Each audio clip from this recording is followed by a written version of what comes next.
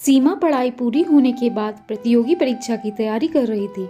Officer की भर्ती का तो इंटरव्यू भी क्लियर हो गया था, लेकिन उस भर्ती पर किसी ने केस कर दिया और सबकी ज्वाइनिंग रुक गई।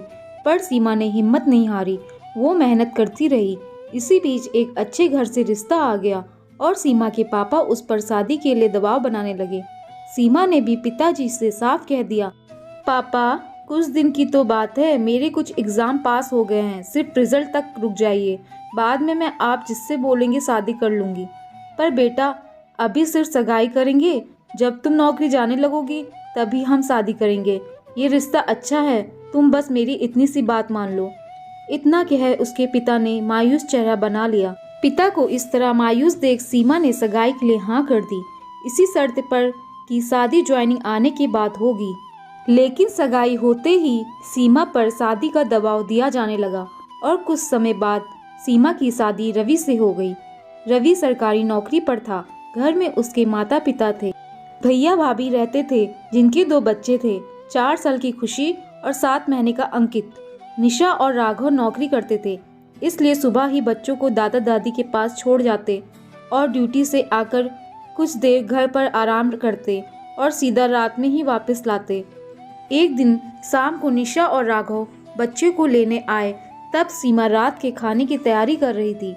उसे देख जेठानी जी ने फरमान दे दिया, सीमा हम भी आज यही खाना खाएंगे, सुना है तुम बहुत बढ़िया खाना बनाती हो, और हाँ मैं तुम्हारी मदद भी कर देती, लेकिन मैं ड्यूटी से थक कर आई हूँ। इतना सुन सासू माँ बोल पड़ी, हाँ तो क्या हुआ, जहाँ इतने लोगों का खाना बन रहा है वहाँ तुम दोनों का भी सही। सीमा को समझ नहीं आया क्या बोलूं, लेकिन वो मन में सोच रही थी ये तो सिर्फ ड्यूटी कर थक जाती हैं और यहाँ सुबह से शाम तक इतने लोगों का खाना मैं बनाती हूँ, इनके बच्चे मैं रखती हूँ, लेकिन मेरी थकावट किसी को नहीं दिखती। इसके बाद सीमा ने सबके लिए खाना बनाया और सबको खिलाया। खाना खाते समय खुशी बोल पड़ी, वाह चाची बहुत अच्छा खाना है। निशा ने मुस्कुरा कर कहा, हाँ बेटा मैं सोच रही हूँ कल से तुम्हारा टिफिन तुम्हारी चाची से ही पैक करवा लूँ, कम से कम इसी बहाने तुम खा तो लोगी। इतना बोलते ही सासू माँ ने सीमा से कहा, बेटा कल से खुशी का टिफिन तुम ही बनाना, जहाँ इतने लोगों का खाना बन रहा है एक बच्चे का और सही। सीमा ने अपने पति रवि की ओर उम्मीद से देखा, लेकिन वो चुप रहा। रात में मौका देख सीमा ने रवि से कहा, रवि दीदी दोनों बच्चों को यहाँ छोड़ जाती है, खुशी को तैयार कर स्कूल भेजने की जिम्मेदारी तो मेरी थी ही, अब उसके टिफिन की जिम्मेदारी भी मुझे मिल गई। अंकित अभी छोटा है, दिन में बहुत बार डायपर चेंज करना पड़ता है और बार बार दूध की बोतल बनानी पड़ती है। ऊपर से तुम्हारे भैया भाभी रात तक इन्हें लेने नहीं आते हैं और आजकल तो डिनर भी यही करते हैं। मैं बहुत थक जाती हूँ, तुम प्लीज घर वालों से बात करो। ये कैसी बात कर रही हो सीमा, ये परिवार तुम्हारा भी है, तुम ऐसा करोगी तो काम कैसे चलेगा। भाभी तो ड्यूटी करती हैं और तुम घर पर रहती हो, इतनी मदद तो कर ही सकती हो, तुमसे ये उम्मीद नहीं थी। इतना कह रवि सोने चला गया, पर सीमा को नींद ना आई, वो रोती रही और सुबह जाकर उसकी आँख लगी, तब तक उठने का समय हो गया। वो उठी और फिर से काम में लग गई। आज सिर में बहुत दर्द था तो नाश्ते में पोहा ही बना दिया। कुछ देर बाद निशा और राघव बच्चों समेत आ गए और बोले, सीमा आज हम लेट उठे थे, नाश्ता यही करेंगे, जल्दी से कुछ अच्छा सा बना दो। पर दीदी आज मेरी तबीयत खराब है, इसलिए बस पोहा बनाए हैं, अब मुझमें कुछ और करने की हिम्मत नहीं है। इतना कह सीमा रूम में जाने लगी तो निशा बोली, अरे यार तुम तो पूरा दिन घर ही हो, हमें ड्यूटी पर जाना है, खाना बना दो फिर आराम करना, पूरा दिन फ्री ही हो। इतना कह निशा मुंह बनाने लगी। आज सीमा से रहा नहीं गया, उसके सब्र का बांध आज टूट गया था। उसने बोला, दीदी फ्री रहने की तो छोड़ो, मेरे पास खुद के लिए समय नहीं है। अभी आपकी बेटी को तैयार करूंगी, उसका टिफिन पैक करूंगी, उसे स्कूल बस तक छोड़ने जाऊंगी और वापस आकर सबको नाश्ता करवाना, घर में झाड़ू पोछा बर्तन सब करूंगी, और बीच बीच में आपके बेटे का डायपर चेंज और दूध बनाने का काम भी तो है। और इसी बीच खुशी स्कूल से आ जाती है, फिर उसको कपड़े चेंज करवाने के बाद लंच दूंगी, घर के काम करूंगी, फिर आपकी बेटी को ट्यूशन छोड़ने जाना, उसको लेकर आना, शाम की चाय नाश्ते से फ्री होकर आप सबके लिए डिनर बनाना। मेरा दिन तो ऐसे ही चला जाता है और जिस दिन कपड़े धोने होते हैं या मेहमान घर आ जाते हैं, उस दिन का तो पूछो मत। आपके बच्चे आपकी जिम्मेदारी है, मेरी नहीं। और अगर आपसे नौकरी के साथ बच्चे नहीं पाले जाते तो छोड़ दो नौकरी, लेकिन आज के बाद मैं आपके बच्चे नहीं पालूंगी और ना ही आप सबके लिए खाना बनाऊंगी।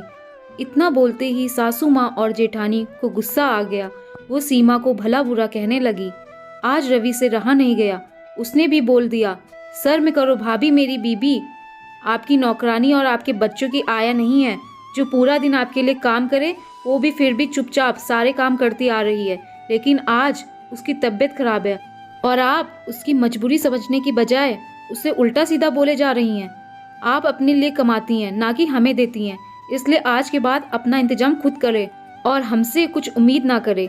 रवि की माँ बीच में बोलने ही लगी थी कि रवि ने उन्हें भी धमकी दे दी।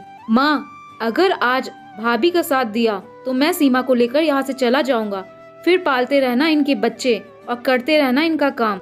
इतनी बात सुन रवि की माँ डर गई, क्योंकि सीमा चली गई तो घर में नौकरानी की तरह काम कौन करेगा।